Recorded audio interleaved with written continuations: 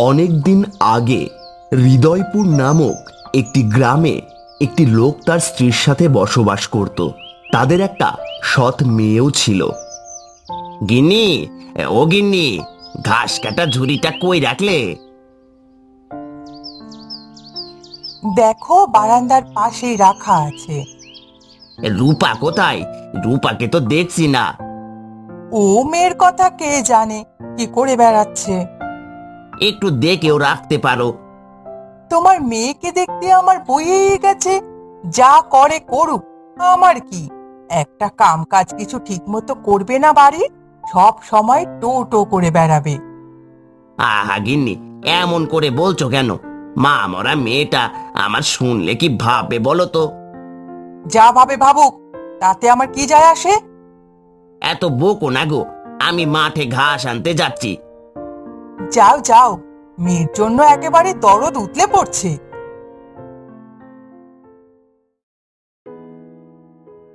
মা, ও মা, আমাকে কয়টা খেতে দেবে গো? সারাদিন তো টোটো করে বেড়াস, কোনো কাজ কাম নেই তোর? কাজ না করলে ভাত পাবি না। এমন করে কেন বলছো মা? আমি তো সব কাজই করি তোমার। রান্নাঘরে দেখ গিয়ে, অনেকগুলো বাসন পড়ে আছে, ওগুলো ধুয়ে মেজে তারপরে খা। মা, অনেক খিদে পেয়েছে, আগে খেয়ে নেই, তারপর না হয় বাসনগুলো মেজে দেব। আগে কাজ করবি, তারপরেই খাবি। তারপর রূপা বাসন মাজতে শুরু করে আর বলে, আমার কপালটা এতই খারাপ, আমার আজ এই অবস্থা। আমার মাটা যদি আজ বেঁচে থাকতো, নিশ্চয়ই আমার এত কষ্ট হতো না। আজ খিদে পেয়েছে আমার, তাও খেতে পারছি না। কি ব্যাপার, এত সময় লাগছে কেন তোর? বাসন মাজতে মাজতে তো এত জোরে শব্দ হচ্ছে কেন? একটা বাসন ভাঙলে তোকে আস্ত রাখবো না কিন্তু। তুমি কোনো চিন্তা করো না মা, আমার বাসন মাজা হয়ে গেছে। এবার আমাকে কয়টা খেতে দাও। হ্যাঁ, তোমার জন্য তো আমার আলাদা করে কষ্ট করাই লাগবে। দেও মা, আমার অনেক ক্ষুধা পেয়েছে, দাও দাও। কি রে, তোকে সে কখন থেকে উঠোন ঝাড়ু দিতে বলেছি, এখনো ঝাড়ু দেওয়ার কোনো খোঁজ খবর নেই। আমি এখনই উঠান ঝাড়ু দিয়ে দিচ্ছি। কি মা রূপা, কি করছিস? এই তো বাবা, উঠানটা ঝাড়ু দিচ্ছি। দুপুরে খেয়েছিস তো মা? আমাকে নিয়ে এত চিন্তা করো না বাবা, আমি ঠিকঠাক খেয়ে নিয়েছি। তারপর সেখানে হঠাৎ করে একজন বৃদ্ধা চলে আসে। আমি তোমাদের কাছ থেকে কি একটু জল পেতে পারি? কে আপনি? আপনাকে তো চিনলাম না। আমাকে তুমি চিনবেও না, একটু জল দিতে পারবে? কেন নয়, আপনি এখানে বসুন, আমি আপনার জন্য জল নিয়ে আসছি। কি হচ্ছে কি এখানে? কাকে জল দিচ্ছে? আসলে মা, বৃদ্ধ লোকটার অনেক জল তেষ্টা পেয়েছিল, তাই আমি ওনাকে একটু জল দিচ্ছি। ইস, মেয়ে দরদ যেন বৃদ্ধর ওপরে উতলে পড়ছে। এই নিন আপনার জল, জল খেয়ে আপনি শান্তি করুন একটু। বৃদ্ধ লোক কতটা পথ পাড়ি দিয়েছেন।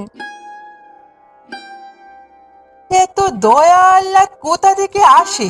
বিয়ে দিয়ে দেবো এই বুড়োটার সাথে তোকে। তুমি এসব কি বলছো মা? এই বুড়ো, এই, তুমি কোথা থেকে এসেছো আর তোমার বাড়িতে কে আছে?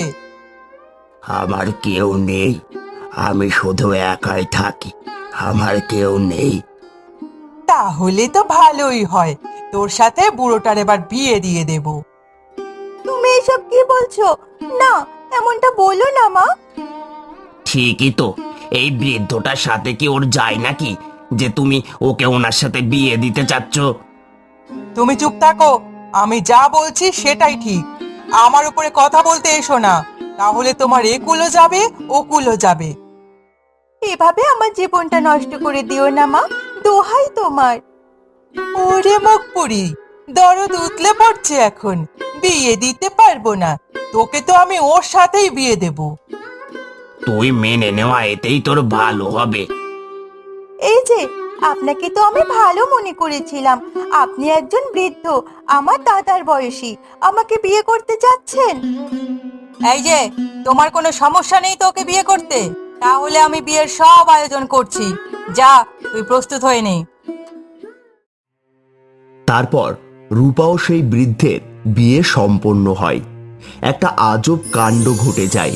হঠাৎ সেই বৃদ্ধটি একটি সুন্দর যুবকে পরিণত হয়।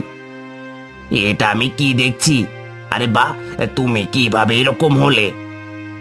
আমারও তো একই প্রশ্ন। তুমি কিভাবে বৃদ্ধ থেকে হঠাৎ করে এরকম সুন্দর তাগড়া যুবক হয়ে গেলে? এসব দেখে থমকে যায় রূপা। আর তখন সেই যুবক ছেলেটি বলে, আমার নাম হলো সিমন। ভালোইপুর নামক একটি রাজ্যে আমার বসবাস। বাবা ছিলেন সেখানকার একজন মোড়ল। তোমার কথা ঠিক বুঝতে পারলাম না, তুমি কি বলতে চাইছো? বাবা জীবন, অনেক তো বেলা হলো, এবার নে, খেয়ে নে।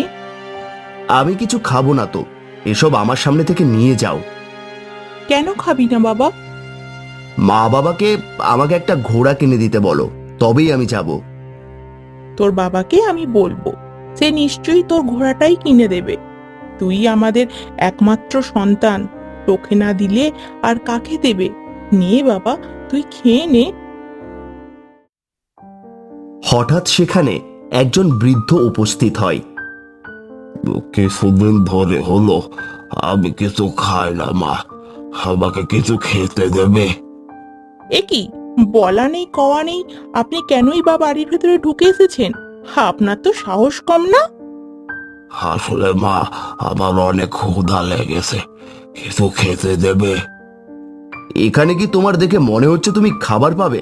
যত সব ভিখারি লোকজন এসেছে। যাও যাও, এখান থেকে বেরিয়ে যাও। হ্যাঁ যান, এখান থেকে আপনি এক্ষুনি চলে যান, কোনো খাবার পাবেন না। এভাবে মানুষের সাথে আচরণ করতে নেই। আসলে বড় লোকেরা অনেক নির্দয় হয়। তোমার ছেলেকে আমি একটা অভিশাপ দিয়ে যাচ্ছি। তোমার অভিশাপ কাজে লাগবে নাকি অভিশাপ দিতে এসেছো? তর্ক করার ফল তোদের ভালো হলো না। আমি আজ থেকে অভিশাপ দিলাম, তুই আমার মতোই বৃদ্ধে পরিণত হবি। বৃদ্ধ বলতে না বলতেই সিমন একটি বৃদ্ধে পরিণত হয়। আপনি আপনি কি করলেন? আমার ছেলেটাকে এরকম বৃদ্ধ বানিয়ে দিলেন। তো মানুষের এমনই শিক্ষা হওয়া উচিত। আমার আমার ছেলেটাকে মাফ করে দিন, আর আপনি যা বলবেন আমি তাই শুনবো। আপনি আপনি দয়া করে ওকে ভালো করে দিন। আমি ওকে ভালো করতে পারবো না। হলেও হলেও ও সেই যুবকে আবার পরিণত হবে কি করে? আমার কাছে কোনো সমাধান নেই, তবে একটা উপায় আমি বলে দিতে পারি। কি উপায়? আপনি আমাকে বলেন, আমি সব করতে রাজি আছি। তোমার ছেলে আজ থেকে পথে পথে বেরোবে। বেরিয়ে যদি কোনোদিন কোনো যুবতী মেয়েকে বিবাহ করতে পারে, তাহলে সেদিনই আবার যুবকে পরিণত হবে। কি বলছেন আপনি? এটা কিভাবে সম্ভব? কোনো যুবতী মেয়ে কি ওকে বিয়ে করবে? এছাড়া আর কোনো উপায় নেই। ও, তাহলে এই ব্যাপার, ভালোই হয়েছে। এবার আমার মেয়েটা একটু সুখে শান্তিতে থাকতে পারবে। এবার থেকে আর কোনো সমস্যাই হবে না। আমি কখনোই ভাবতে পারিনি আমার জীবনটা এভাবে উল্টে যাবে। হয়েছে হয়েছে, আর ন্যাকামি করা লাগবে না। আপনি তো ওর সৎ মা, তাই কখনো ওর কষ্টটা বুঝতেই পারেননি। আমি রূপাকে আজই আমার রাজ্যে নিয়ে যাওয়ার ব্যবস্থা করতে চাই। ও আমার সাথে গেলে অনেক ভালো থাকবে। তুমি একদম ঠিক বলেছো বাবা। মেয়েটা আমার এতদিন বড্ড কষ্ট করেছে। তোমাদের জন্য আমার অনেক অনেক আশীর্বাদ রইল। তুমি এবার চুপ করবে? অনেক হয়েছে। মা, তুই কোনো চিন্তা করিস না। তুই ভালো থাকলেই আমি সুখে থাকতে পারবো।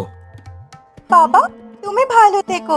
তুমি ছাড়া তো আমার আপন বলতে কেউ নেই। পারলে আমাকে গিয়ে মাঝে মাঝে দেখে এসো। হ্যাঁ বাবা, আপনি মাঝে মাঝে গিয়ে রূপাকে দেখে আসবেন, আর আমরাও মাঝে মাঝে আসবো। আপনি কোনো চিন্তা করবেন না।